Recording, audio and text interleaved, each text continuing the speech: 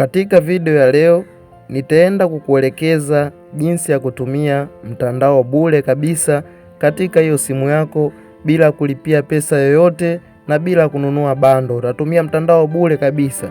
Sasa cha kufanya, tizama hii video mwanzo mpaka mwisho. Hatua ya kwanza hapo nitaenda kuonesha jinsi ninavyotumia mtandao wa bure. Kama unavyoona hapo nimeingia katika mtandao wa YouTube na natumia mtandao wa bure kabisa. Sasa ili uweze kuamini, nitascroll kwa upande wa juu, nimeweka kialama cha kindege. Na mara nyingi katika simu kubwa ukiweka alama ya ndege mtandao unakuwa upatikani, wala mtu akikupigia unakuwa upatikani. Sasa nimeweza kufanyaje? Basi tizama hii video nikuelekeza jinsi ya kupata mtandao wa bure. Moja kwa moja bila kuchelewesha muda, tutaenda kuingia katika simu yetu hapo.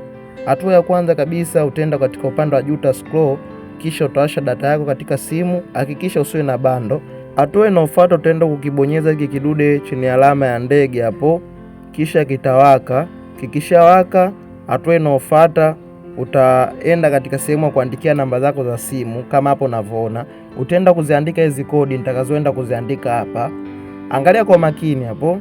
Nitaenda kuziandika hapo kwa makini na mimi tizama. Nitaenda kuandika nyota leli 46 36 leli nyota leli, kisha automatically moja kwa moja itanileta sehemu ya hapa kama unavyoona. Hatua inayofuata utaenda sehemu iliyoandikwa phone information kwa upande wa hapa, utaenda kupabonyeza hapo.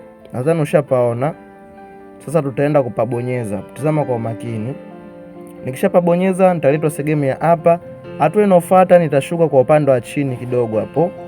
Kisha nitaenda sehemu ya hapa katika hii button iliyoandikwa Radio Mobile Power. Nitaenda kuiwasha hiyo button.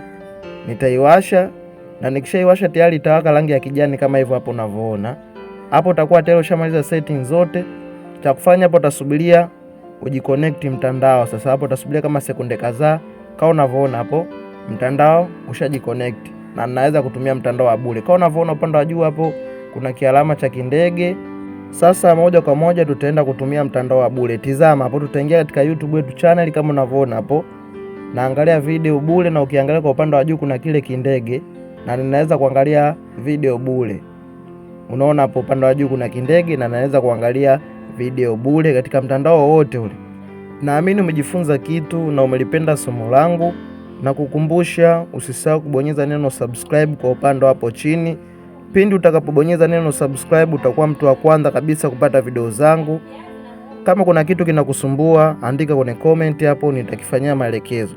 Ndugu mpenzi mtazamaji, mimi ni Mr. Tech. Tutakutana tena katika video inayofuata, au niseme kwa Kiingereza next video.